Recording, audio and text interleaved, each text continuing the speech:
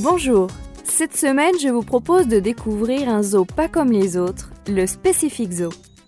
Emmanuel Lemonnier, vous êtes le directeur du parc, merci de nous recevoir. Alors le Specific Zoo c'est quoi ? Alors oui, le Specific Zoo, c'est un parc animalier qui a la particularité d'être spécifique à la fois dans les espèces que nous présentons.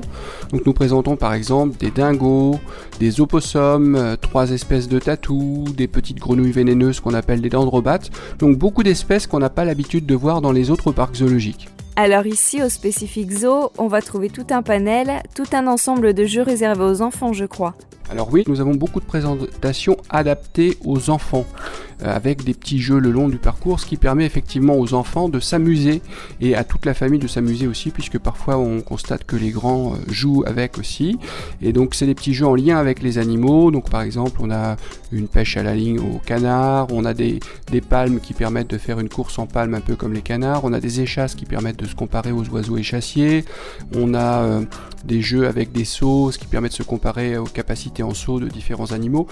Autre spécialité ici au Specific Zoo, le visiteur peut entrer au cœur des enclos, c'est ça hein ? Oui, c'est-à-dire qu'on peut rentrer dans beaucoup d'enclos, donc dans des volières notamment, mais aussi on a des tunnels qui permettent de passer par exemple sous les serpents, ou un nouvel enclos qu'on vient de réaliser pour les mangoustes qui sont des petits carnivores d'Afrique, et là on peut rentrer carrément dans leur tunnel et se retrouver au milieu de leur habitat. Un autre point au niveau immersion et proximité, on peut par exemple nourrir des perruches à la main, on donne quelques graines à l'entrée, et là on a des oiseaux qui viennent se poser sur nous, c'est une expérience assez originale et qui plaît beaucoup. Et au niveau fréquentation, on est aux alentours de combien d'entrées par an ? Alors généralement aux alentours de 33 000 entrées par an. En général on est en progression constante, c'est bien sûr lié un petit peu aux conditions climatiques, mais là on fait un bon début de saison et donc on a beaucoup de visiteurs qui viennent nous voir, donc effectivement on pense être en progression cette année. Alors, le public ici à Spey peut découvrir combien d'espèces d'animaux et sur combien d'hectares ? Alors donc nombre d'animaux environ 500 à 600 en fonction des périodes et environ 6 hectares. Mais il faut préciser qu'on a essentiellement des petits animaux, donc globalement on va dire que les animaux ont des très grands espaces à leur disposition. On n'a pas justement les animaux classiques de zoo, lion, girafe, éléphant. On estime qu'ils n'auraient pas la place chez nous, mais par contre on a des petites espèces à qui on offre des espaces vraiment bien adaptés pour eux. Alors tout au long de l'année, vous avez des naissances. La reproduction, c'est une chose essentielle pour un zoo ? Alors oui, on a de nombreuses naissances tous les ans, mais on ne cherche pas forcément à tout reproduire, puisqu'il y a des espèces qui sont courantes dans les parcs zoologiques. Donc pour certains groupes, on a des groupes de mâles ou des groupes de femelles si on ne souhaite pas les reproduire. Mais par contre, là, au niveau des naissances, dont on est très fiers cette année, on a notre première naissance d'un bébé gibbon, c'est un petit singe, les singes d'Asie. On a eu 4 bébés dingos qui sont nés cet hiver aussi. On a des naissances en ce moment de lémuriens, donc on a 3 jeunes qui sont nés, mais on en attend d'autres. On a aussi une première naissance aussi chez nous, dont on est très fiers, c'est les jaguarondis, c'est un petit félin d'Amérique du Sud qui est très rare dans les parcs zoologiques. Donc cette année, déjà une bonne moisson de naissance et l'année n'est pas finie.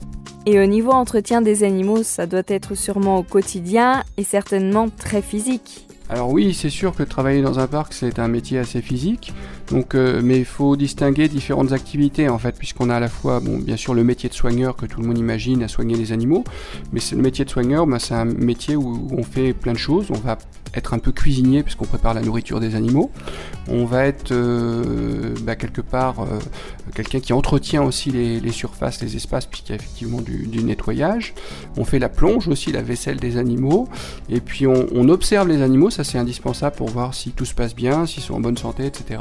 Il y a aussi un côté relationnel avec le public, puisqu'il faut expliquer un peu aux visiteurs ce que les animaux sont en train de faire.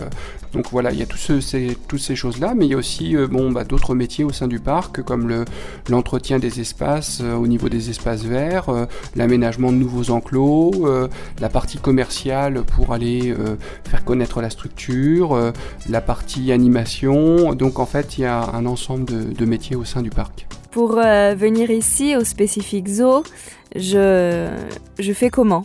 Alors en fait actuellement, donc on va dire de la période d'avril jusqu'à fin septembre, on est ouvert tous les jours, de 10h à 19h. En été, on sera ouvert de 10h à 20h. Et donc après, on a une période à mi-saison où on est ouvert juste les mercredis, samedis, dimanches, mais c'est pas le cas en ce moment, c'est vraiment tous les jours. Sinon, il suffit de taper specificzoo.com et vous tomberez sur notre site internet avec toutes les informations et tout ce qu'on peut vous proposer pour une journée. Eh bien, Emmanuel Lemonnier, merci beaucoup. M72, la web radio sartoise.